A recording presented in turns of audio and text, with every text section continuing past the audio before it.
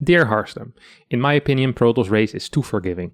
They are overcharged for your battery if you aren't ready for attack, boost if you are behind in anything, E.T.C. In this replay I was miles ahead in every way possible, but Protoss had disruptors, and I couldn't do anything. I tried splitting and focusing, with a single S, but 1 or 2 shots kill my entire army. P.S. I played 2 games against this guy, and actually won the first time, but in this game he had better disruptor shots. That's why I lost. You have to admit that it is Imba. Name, Safter. Race, Terran. League, Diamond, MMR 3.5. We're on the EU server. The replay was saved in Cyrillic, so I'm assuming this guy is Russian. Let's hop straight into it. We have, in the bottom right, spawning as the blue Terran player, we have Safter, the man, the myth, the legend, the person in charge of sending me this replay. Now, I am extremely curious to see how my man Safter is going to play this game. He says he was miles ahead. Miles, not just a little bit, not just even, no, he was miles ahead. And then his opponent, with the nasty Chrono Boost, managed to make a comeback. Now, these are some things that Terrans say very often, right? You can make a comeback with Chrono Boost, but actually the thing is that without Chrono Boost, TOS would always be behind because of how mules work, right? So it's not really so much to be ahead, it is to stay even. If you're behind, it kind of stays the same. That's at least what tends to happen. The reason why TOS tends to have slightly more eco is because their Nexus goes down slightly faster than the Terrans most of the time. So that's why they have like maybe 1.5 extra worker initially. People always think it's because of Chrono Boost. Yeah, obviously Chrono Boost helps, but without Chrono Boost, it really wouldn't be the case. So, I need to turn on the sound a bit in my own headset.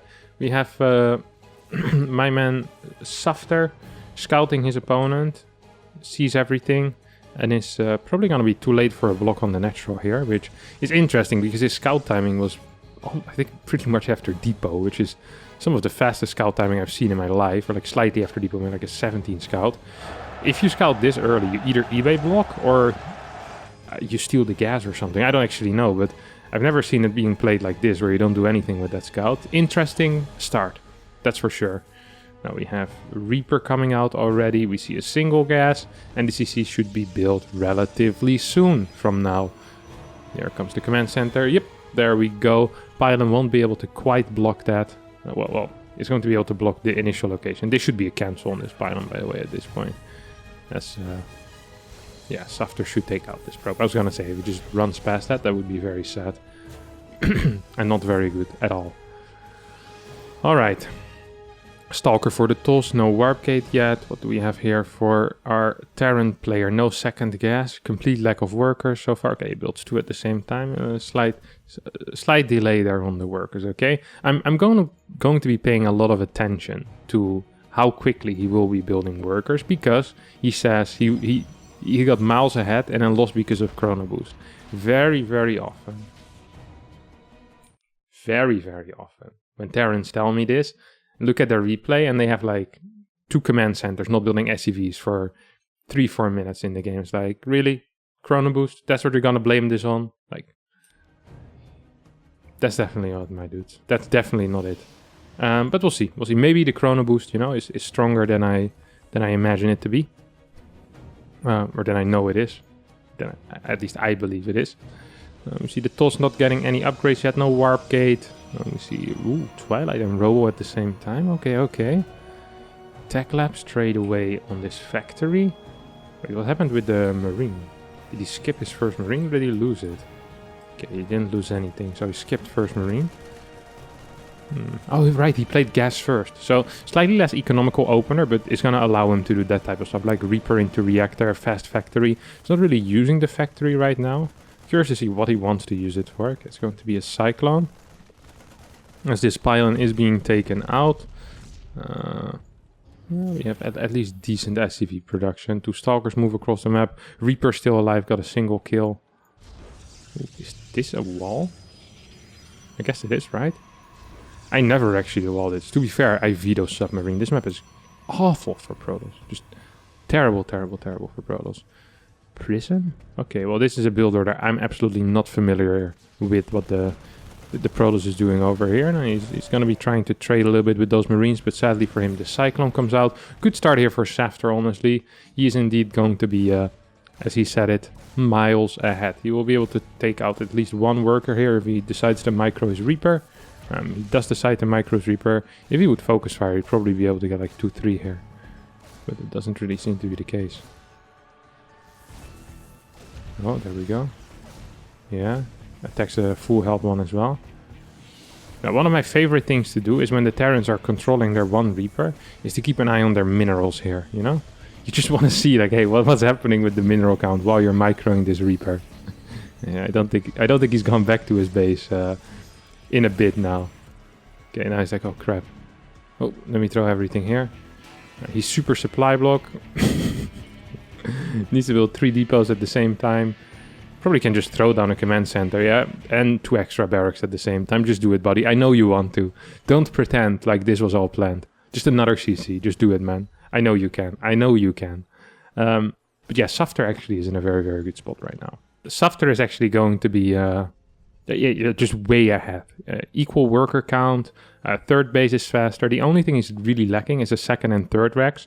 It's not like he doesn't have the money for it, but he's just saving right now for bad times, you know. Oh, he's playing mech. Oh, okay. So he's going to be taking the gases before barracks 2 and 3, which means he's going to be playing mech.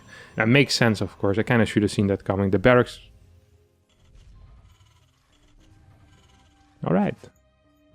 Alright, Safter. You got me again. This is awful. Now, the reason this is terrible is because whenever you play bio, the most important thing is the timing on the stim and the combat shield. The longer you delay the extra barracks, the later those things will be, the longer TOS has to kind of recover from whatever damage you did initially, because they won't have to be afraid of anything. Any army that consists of bio that doesn't have stim and combat shield is just pretty weak. Sometimes there's some tank pushes with just stim or tank push with just combat shield. Like there is some of them, but they're very, very rare. And this definitely isn't one of them. Like this is not a build order. This also wasn't planned because he was continuously floating 700-800 minerals. Taking the extra gases before barracks 2 and 3 is just awful. It's objectively wrong. Like there's no discussion about this. You're not going to find a Terran who will be able to defend this. Unless perhaps you pay them enough money. So Safter, if you're very rich and you want to disagree with me, then perhaps you Thermal or Clem, if you write them a big check, will be able to help you out there to humiliate me in public. But otherwise, you're wrong, buddy. This is not the way. Gets double eBay as well. I do like that. And we're going to be going into what seems to be a bit of a macro game. Now, he's still up in workers. He's on 44, which is fine because he has triple mulage as well. And with triple CC, he can actually continue building workers very, very fast. TOS continues losing, I think, a bunch of workers. Or, no, actually not the case, as he has the battery here. He's going to lose 1 or 2. Is there no observer at all?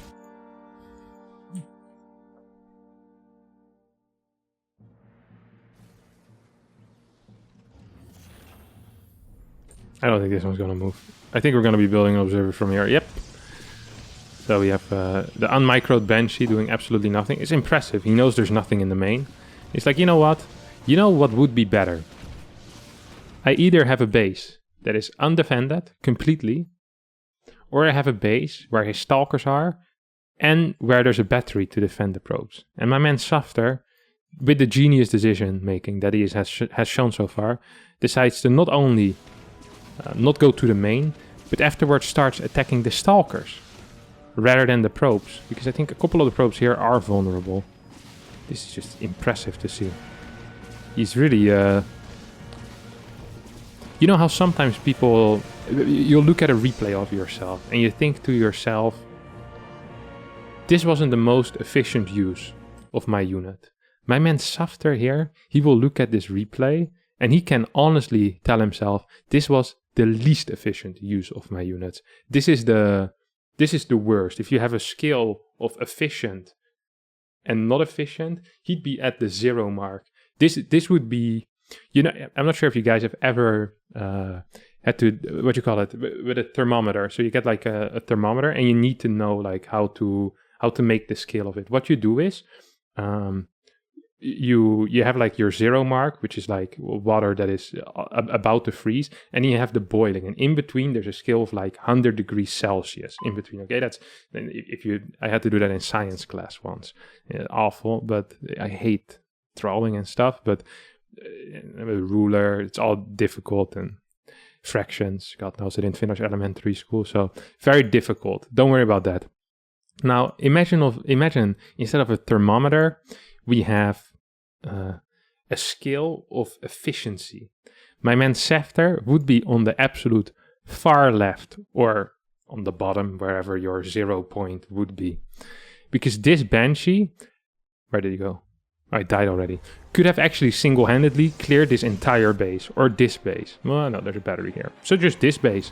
But that's actually what he should have done. During this, by the way, I remember looking at the clock at 6:30. He hasn't built a single worker, not a single one. So this leaves the question for us: what was he doing? He wasn't macroing. He was legit floating 1k. He hasn't built a single worker.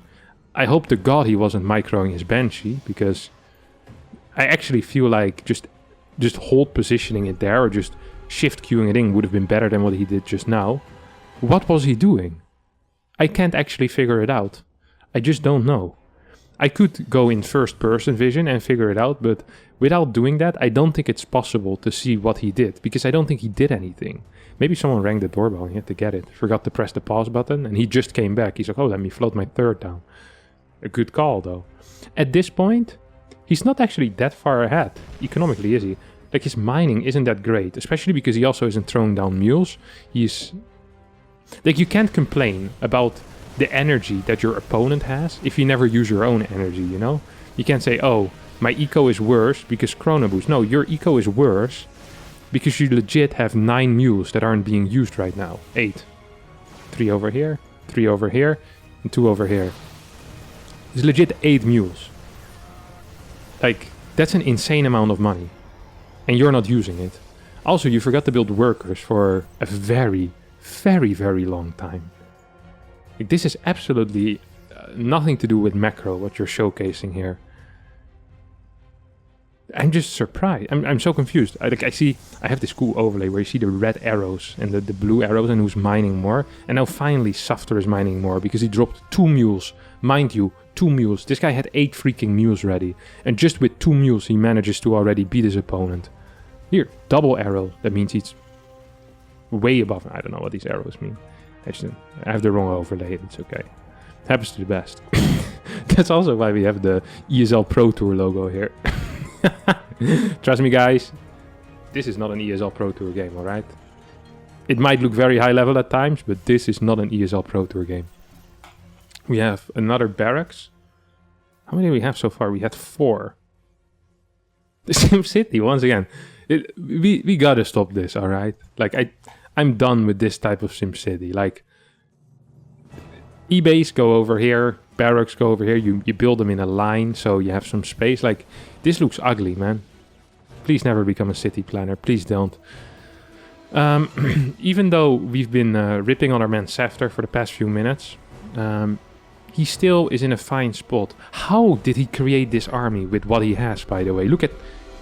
Let's just pay some close attention, okay? This is an army consisting of 48 Marines. That is 2 times 24. Okay? He has 2 tech labs. And he's... what's this? Another tech lab on the way.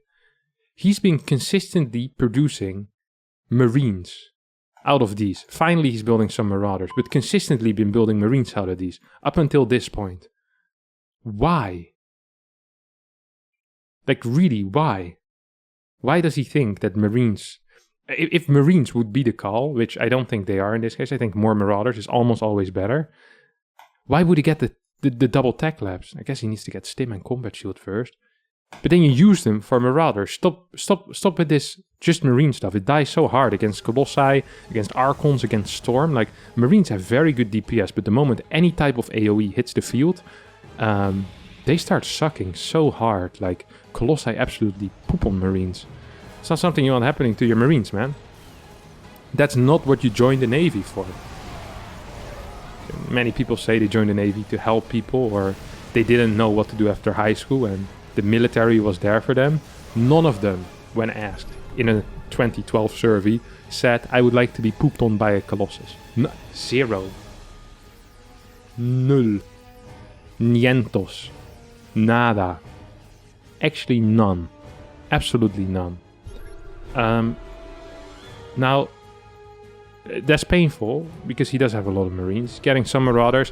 The nice thing though is that he can kind of hide behind his tanks. So what you do here is you hide with your Marines behind your tanks while your tanks do the big work. Like they're shooting at something, the opponent has to charge into you, then you go. This is brilliant. Now this is how you can see that someone is a strategical mastermind, okay? This is actually beautiful to see.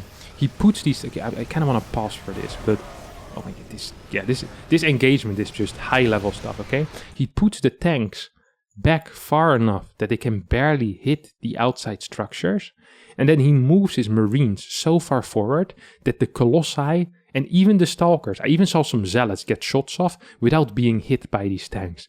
That's just impressive. He's completely unaware of his surroundings, these Marines. They're like, you know what? We're going to fight these Colossus and we don't care if we die. These tanks in the back are like, guys, how about we drive us forward just a little bit so, you know, we cover the area that actually matters as well. This TOS is doing a good job, by the way, here. Let's not fail to mention that, of kiting in and out of that. And you can move two of them forward, okay? You don't have to unsiege all of them at the same time and then be afraid that he jumps on top of you. You can move even one at a time if you want, if you're really slow. Like, just put one, just put it over here, and then another one over here, and then the rest of your army, you can just kind of split it around. And with the tanks, you have the best range. You'll force your opponent to move into you. I love that he drives forward with another tank, and he's like, you know what? We're gonna go a little bit closer to this gateway, because this really is the goal, right? Meanwhile, I'm diving on top of the disruptor. Look at these tanks. These tanks, 2 kills, 1 kill, 1 kill, 0 kills. These tanks have been here for 2 minutes and they have nothing. They're not attacking anything. It's Colossus on 8. 16 on one of the disruptors. I saw it. Like, this is truly amazing. Move him. He also doesn't stim half the time. Okay, here we go, a stim. Oh, 2 of the tanks are shooting. Now, because he's getting charged on, all the tanks are fighting. This was actually the worst setup I've seen in my life. He also has so many freaking medevacs. This tank! There was a tank in the back! Was this here the entire time? Of course it was.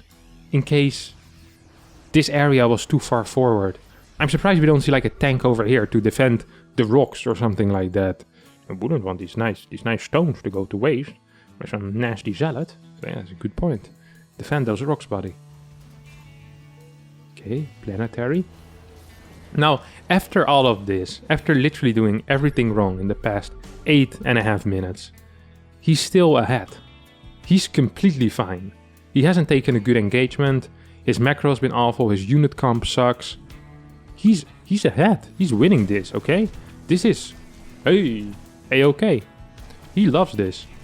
Couple of zealots going for some harass. Will get cleaned up, obviously. They moved into the army rather than into the natural. A little bit of a mistake from the TOS. TOS is getting an army with a lot of disruptors right now, by the way. And I'm kind of liking it. Even though against tanks, usually disruptors actually aren't that great, because tanks... Okay, so in theory, disruptors actually outrange them, but because the positioning is very, very tight, it doesn't tend to quite work that way. Because if you shoot in range, yeah, it's pretty tricky, and you need very good vision of where the tank is. So if Terran is good about denying vision, then tanks, I think, are slightly better because of how scan works. Okay, we have 3-3 on the way. The super upgrade is enhanced shockwave. Yeah, enhanced shockwave. That's an upgrade right there, guys. Now that's an upgrade right there. Okay, we see Templar. I like that as well. I do like some Templar. In a prism, that's good. Okay, Saftar has, what's his map vision right now? Very, very good map vision, you see? So this is kind of what you want to see. If you're a Terran player, then it's very important that you see absolutely nothing on the map. Now, this might sound sarcastic, but it actually isn't, because you know how sometimes if you have an animal with a very small brain, if there's too many things coming towards that animal, like too many ways that it can get excited, it might just overheat, you know, and it dies. The same thing can happen with a Terran. A Terran has a very small brain size. This is overgeneralizing, but on average. Research has been done by the Harstem Institute. The average brain size of a Terran is about 5 times smaller than that of a Protoss player. So if you give a Terran too much information, he overheats and he can faint, or in the worst case, accidentally uninstall StarCraft. So it's very important for Terran to have absolutely zero info. And you see he's doing a very good job at that. He sees absolutely nothing. He has no clue where his opponent's army is. He accidentally saw that there's a fort, which is a little bit painful. This is probably going to cause quite some panic here for the Terran, because that's a lot of information for him already. But yeah, for the Terran right now, it's important that he doesn't see this army move into position or over here, or just attack here, or maybe a prism in here. Like spreading out marines or sensor towers and things like those is very, very dangerous. So if you're a Terran player and you know of yourself, hey, I have a small brain, I know I tend to overheat when I get too much info, be sure to copy Saftar here, because that's really a play. Look, this is the type of movement you expect from a guy who has absolutely nothing around the map, but that is not a bug, that's actually a feature, okay? No tank siege, because who really wants that anyway? Usually when Saftar sieges tanks, they're so far out of range that for him it's probably actually better that he just leaves them unsieged, because then they can't be in crap positions. It's like, you know what, these tanks are good over here, let me move forward with my tiny army into this massive army. Sounds like a good plan. Okay, this is good. He unsieges, has 1k gas in the bank, like the good Terran that he is, builds another command center in... I don't even know what this location is, but I love it. His building placement has been absolutely fantastic.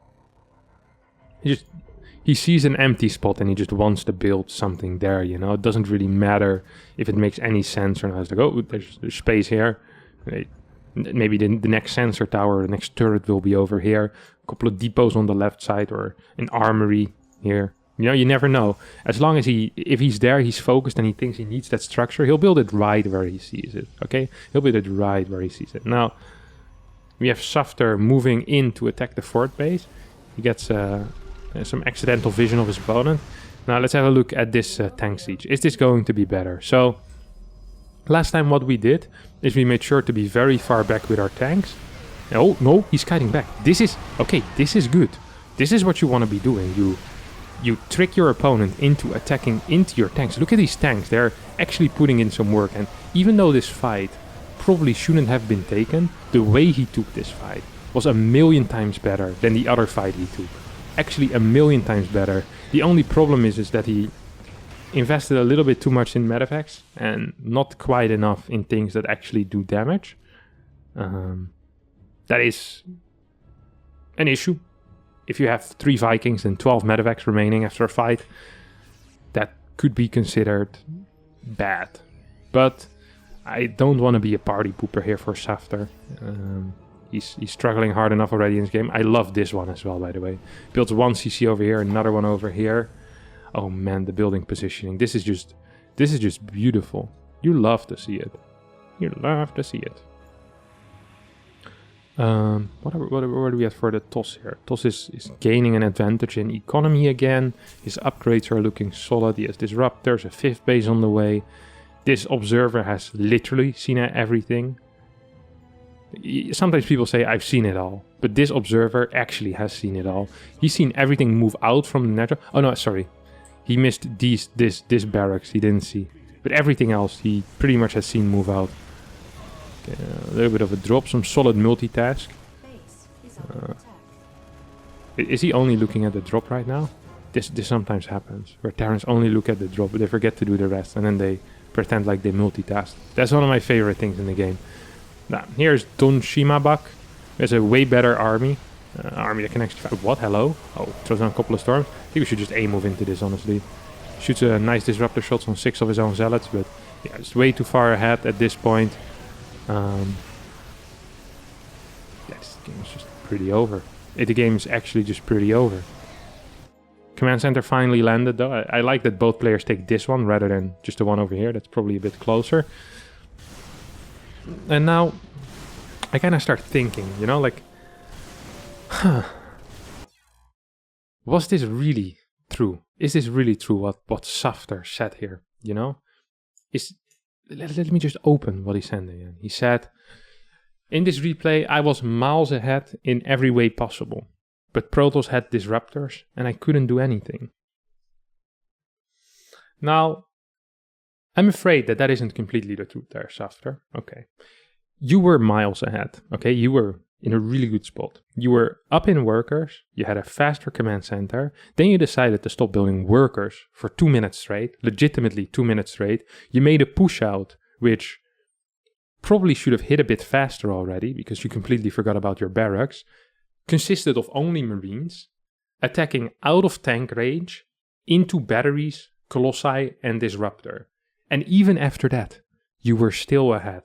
Then you decide to get 0 map vision, lose a base because half of your tanks are unsieged. Your army composition consists of 12 medevacs, 3 Vikings and no ground units that do any damage whatsoever. I like to blame this on the Disruptor. I'd love to. I love to say, Safter, you know what? You're right. You're correct. But I'd be lying, Safter. I don't like lying. That's what you did in your email. You lied. And I don't like that. And for that, you suck. Alright, that's going to be it for today's episode of Is It Imba or Do I Suck? If you also believe you have something imbalanced, don't forget to send in your own imbalance complaint from down in the description below. If you believe I was wrong about my call here, about Safter, also leave a comment down below so I know exactly which people to ban in my YouTube. And that's actually going to be it. Please like this video and subscribe as well, as these things are fantastic. See you next time. Bye-bye.